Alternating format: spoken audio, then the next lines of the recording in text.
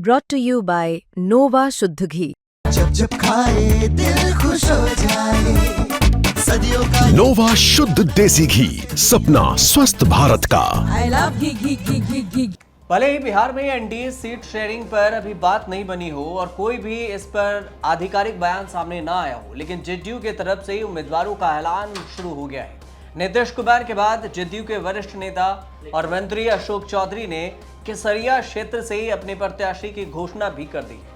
मोतिहारी के केसरिया में एनडीए कार्यकर्ता सम्मेलन में पहुंचे जेडीयू के मंत्री अशोक चौधरी ने शालिनी मिश्रा को यहां उम्मीदवार बताया है। इसकी चर्चा हो रही है कि आखिर ये शालिनी मिश्रा कौन है, तो आपको बताएंगे, लेकिन उससे पहले बता दें कि अशोक चौधरी ने कहा है कि यहां से पहले जेडीयू के विधायक शालिनी मिश्रा ही हैं और इस बार भी एनडीए के प्रत्याशी रहेंगी। केसरिया सीट हम लोग जीतेंगे। उन्होंने ये भी कहा है कि हम 2010 से अधिक सीटें जीतने जा रहे हैं। इससे पहले नीतीश कुमार ने राजपुर से उम्मीदवारों के नाम का ऐलान कर दिया था और अक्सर चर्चाओं में शालिनी मिश्रा रही हैं। अगर शालिनी मिश्रा के बारे में आप नहीं जानते हैं तो थोड़े से आप जानकारी ले लीजिए कि 2024 में जब फ्लोर टेस्ट हुआ था उस दौरान जेडीयू का अपने कई विधायकों से संपर्क नहीं हो पाया था और उन विधायकों में शालिनी मिश्रा भी शामिल थी। बाद में उन्होंने ये सफाई दिया था और कहा था कि ये कुछ मेहमानों की अगुवाई करने गई थीं।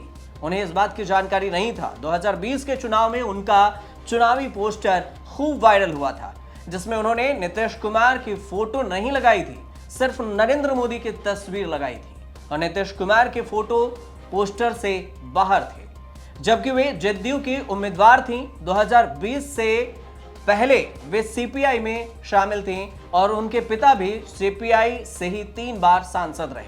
केसरिया से विधायक भी थे और शालिनी मिश्रा ने 2020 में आरजेडी के उम्मीदवार संतोष कुशवाहा को 5775 वोट से हराया था। सीपीआई के जो दिग्गज नेता और पूर्व सांसद दिवंगत कमला मिश्रा मधुकर की ये बेटी हैं शालिनी मिश्रा।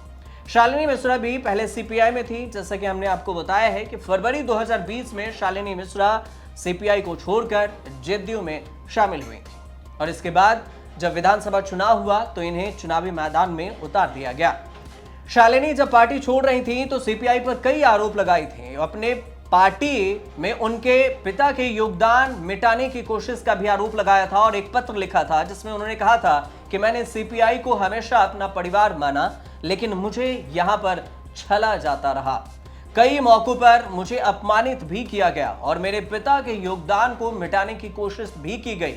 मुझे ये उम्मीद थी कि पार्टी मेरे कामों का मूल्यांकन करेगी, लेकिन पार्टी नहीं की। 2019 के लोकसभा चुनाव में भी वो चुप रहीं जब पार्टी के बैठक में राज्य सचिव ने उनकी बात नहीं सुनी और इसके बजाय उन्हें पार्टी से बाहर निकालने की धमकी दी गई थी। शालिनी मिश्रा के मार्केटिंग में एमबीए की हैं और 22 साल तक कई कंपनियों में वो काम भी कर चुकी हैं। 2020 में केसरिया विधानसभा सीट पर जेडीयू के शालिनी मिश्रा ने आरजेडी के संतोष कुशवाहा को 5700 करीब वोटों से हराया था और शालिनी पूर्व सांसद की बेटी हैं, तो ऐसे में जिस सीट से वो खड़ी हो रही हैं उसके बारे में समझना भी जरूरी हो जाता है कि आखिर शालिनी मिश्रा जिन सीट से लड़ी हैं वो सीट कितनी मजबूत है। इस सीट के बारे में आपको बताते हैं कि इसे सीपीआई की मजबूत किलों में से एक सीट माना जाता है। केसरिया सीट से सीपीआई के पीतांबर सिंह लगातार 4 बार, यमुना यादव लगातार 2 बार विधायक चुने गए। आजादी के बाद इस सीट का अगर थोड़ा इतिहास देखें तो 1952, 1957 और 1969 तक चुनाव कांग्रेस के नाम पर ही रहा। 1985 में एक बार फिर से कांग्रेस को यहां से जीत मिली और इसके बाद कांग्रेस चुनाव दर चुनाव हाशिए पर पहुंचती चली गई। केसरिया सीट पर 1980 में जनता पार्टी के जेपी, 2000 में समता पार्टी के विधायक रहे और फिलहाल केसरिया सीट पर आरजेडी का कब्जा 2020 तक भी देखने को मिला। 2020 से पहले तक 2020 में तो शालिनी मिश्रा ही जीती। अब केसरिया विधानसभा क्षेत्र के राजनीतिक समीकरण देखें तो 1980 से धीरे धीरे बदलना शुरू हो गया था। 2000 के विधानसभा चुनाव में केसरिया के मतदाताओं ने सीपीआई और कांग्रेस को दरकिनार कर दिया यहां पर और जेडीयू के यहां पर जीत हुई। पिछले 5 विधानसभा चुनाव में किसे जीत मिली है अगर इसकी बात करें तो 2000 में ओबेदुल्ला जो समता पार्टी से हैं उन्हें जीत मिली। 2005 के फरवरी में मोहम्मद अबेदुल्ला दूसरी बार जदयू से जीते।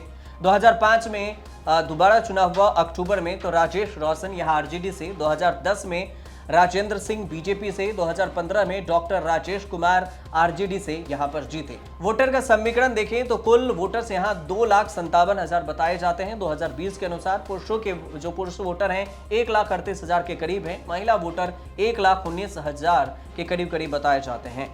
ये आंकड़े 2019 के लोकसभा चुनाव पर आधारित है। अब हो सकता है कि इसमें वोटरों की संख्या में बढ़ोतरी हुई हो, क्योंकि अभी जो एसआईआर हुआ है उसमें भी वोटर्स के कुछ नाम कटे हैं। तो केसरिया विधानसभा सीट से कटा है या नहीं, ये आने वाले वक्त में पता चलेगा।